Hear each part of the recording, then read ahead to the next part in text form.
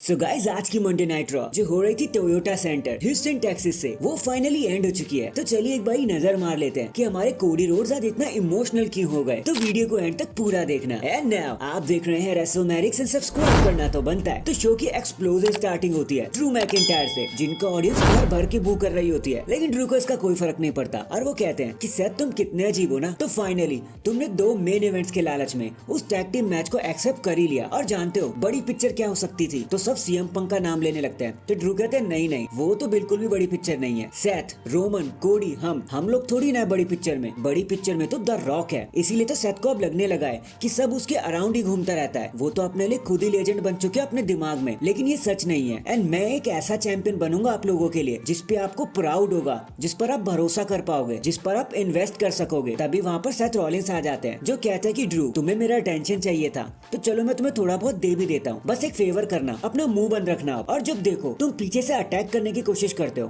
तो ये लो, अब जितना मर्जी अटैक कर लो। और सेथ रॉलिंस उनकी तरफ पीट करके खड़े हो जाते हैं, लेकिन ड्रू मैकिंटायर उन पर अटैक नहीं करते। लेकिन ड्रू मैकिंटायर कहते हैं कि इससे पहले की चीजें जरा सी अजीब हो जाए, मेरी बात सुनो सेथ, तुम सही थे। जो भी तुमने blood line and Damien priest को लेकर कहा, तुम हमेशा सही थे, बट अब मैं उन्हें पीछे छोड़ चुका हूँ। सेथ कहते हैं कि तुमने मुझे किसी की याद दिला दी। अब मुझे उसका नाम तो याद नहीं आ रहा, लेकिन उसकी बॉडी पे बहुत सारे टैटू हैं। तुम भी उसे पसंद नहीं करते। वो सीएम पंक की बात कर रहे थे। मैं एक बात बता दूं, तुमने मुझे सीएम पंक की याद दिला दी। मुझे तो लगा था सीएम पंक सबसे बड़ा हिपोक्रेट है, लेकिन तुम तो उसके भी गुरु निकले भाई। और ये तुम्हारी लाइफ का सबसे बड़ा मैच होने वाला है ड्रू।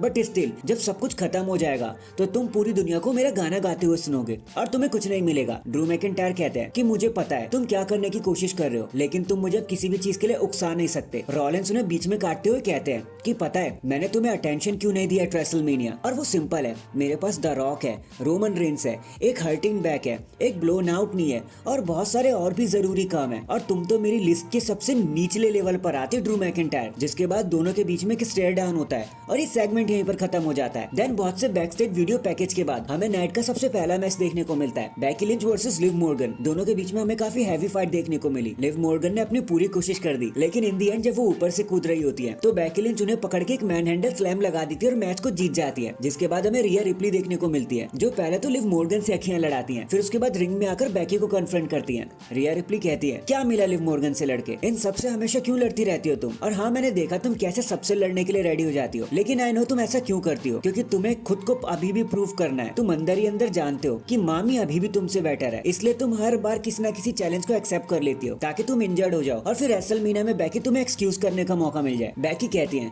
कि जब मेरे साथ कोई होता है तो आई एम गुड, जब मेरे कोई खिलाफ होता है तो आई एम ग्रेट। और ये तो होना ही था, पूरी दुनिया वर्सेस मैं अकेली, और मुझे कोई फर्क नहीं पड़ता कि पूरी दुनिया मेरे खिलाफ है, क्योंकि फिर भी पूरी दुनिया के पास कोई चांस ही नहीं है कि वो द मैन बेकी लिंच से जीत सके। और ये सेगमेंट यहीं पर खत्म हो जाता है। देन हमें रिंग साइड पर म्यूजिक सेंसेशन ट्रेविस स्कॉट देखने को मिलते हैं, जो मंडे नाइट रॉ को पूरी स्पिरिट से एंजॉय कर रहे होते हैं ऑडियंस के बीच में बैठ के। इसके बाद हमें Maxxine Dupri, Ivy versus Candice LeRae और इंडी हार्टवेल के बीच में एक टैग टीम मैच देखने को मिलता है, जहां बताने के लिए ग्रेट कुछ भी नहीं हुआ। कैंडिस लेरे और इंडी हार्टवेल अपने मैच को बड़े इजीली जीत जाती हैं। नेक्स्ट हमें माइकल कोल रिंग में दिखाए जाते हैं, जो दी अमेरिकन नाइटमेयर कोडी रोड्स को इंट्रोड्यूस करते हैं, और हमेशा की तरह एक थंडरस ओवेशन के साथ कोडी रोड्स रिंग में आ जाते हैं। कोल कोडी रोड्स से पूछते हैं उन्हीं की स्टाइल में कि बताओ किस बारे में बात करना चाहोगे। देखो द रॉक ने कहा है कि वो बॉस है, वो सबके ऊपर बैठे, वो बोर्ड ऑफ डायरेक्टर है। तुमने उन्हें चाटा क्यों मार दिया, क्या सोचकर तुमने उन पर हाथ उठा दिया। कोडी कहते कि मेरे को नहीं पता कि वो बॉस है या नहीं, बट अगर वो बॉस है तो बॉस को चांटा लगाकर मुझे बहुत मजा आया। वो चाटा तो सिर्फ एक रिसिप्ट था, द रॉक को इसके बारे में बेटर पता होगा। माइकल कोल फिर कहते हैं कि चलो ठीक है वो एक रिसिप्ट था, लेकिन तुम टैग टीम के लिए क्यों मान गए।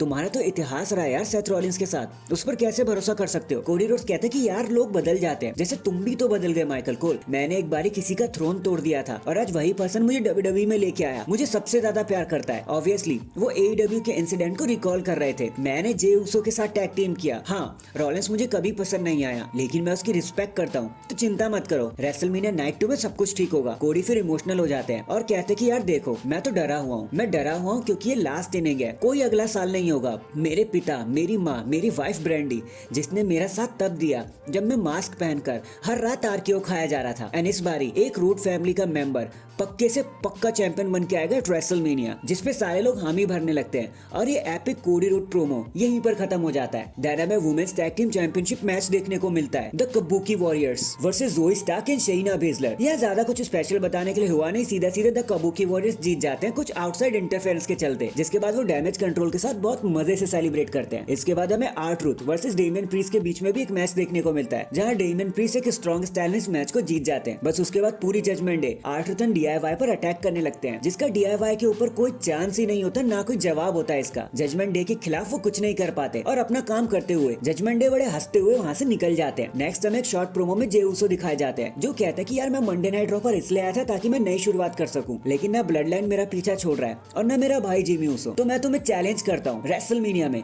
भाई वर्सेस भाई, एंड तुम्हें ये चैलेंज एक्सेप्ट करना ही होगा जिमी ऊसो, ताकि मैं तुम्हें बर्बाद कर सकूं। #heat। इन दी एंड ये सारी चीजें लीड करती है हमें हमारे मेन इवेंट की तरफ, जहाँ होता है गॉन्टलेट मैच, जहाँ जो भी जीतेगा वो गंथर से लड़ेगा for the intercontinental championship eight WrestleMania. And from the get go काफी भयंकर ही मैच था ये मैच 100% डिजर्व करता था मेन इवेंट में रहना, और कुछ एग्जैक्टली वही उन्होंने डिलीवर भी करके दिया। लेकिन फाइनली लास्ट में Chad Gable and Sami Zayn बच जाते हैं, जहां चैड गेबल सैमी ज़ेन को उठाते हुए कहते हैं कि ये रेसलमेनिया का मेन इवेंट है, तुम्हें खड़ा होना ही होगा, क्योंकि सैमी ज़ेन बड़ी देर से लड़ रहे थे। जिसके बाद दोनों के बीच में एक घमासान फाइट देखने को मिलती है। थोड़े से ही समय में ये दिस इज ऑसम की चैंट्स लेकर चले जाते हैं। चैड गेबल एंकल लॉक पर एंकल लॉक लगाए जा रहे होते हैं। चैड गेबल के मुंह से तो ब्लड भी आ जाता है, लेकिन हर बात का जवाब होता है सैमी ज़ेन के पास। सैमी ज़ेन फिर एक रोल ऑन पिनफॉल की मदद से मैच को जीत जाते हैं। चैड गेबल मैच के बाद बहुत ज्यादा अपसेट होता है कि भाई मैं हार कैसे गया, लेकिन उसके बाद सैमी ज़ेन उन्हें ऊपर उठाते हैं और कहते हैं कि कोई बात नहीं, अगली बार बेस्ट ट्राई करना। बट फिर गंथर की एंट्री हो जाती है, जो अपने चैलेंजर को आंखों से आंखें मिलाकर देखते हैं। एंड डैंग इसी सेलिब्रेशन एंड इमोशनल मोमेंट के साथ हमारी आज की मंडे नाइट रॉ यहीं पर खत्म हो जाती है। वैसे आपका आज के शो के बारे में क्या कहना था, कमेंट करके जरूर बताना। एंड चैनल पर नया तो चैनल को जल्दी से लाइक एंड सब्सक्राइब कर दो। बाकी मैं मिलता हूँ आपसे किसी और अपडेट के साथ, तब तक के लिए अपना ख्याल रखें और खुश रहें।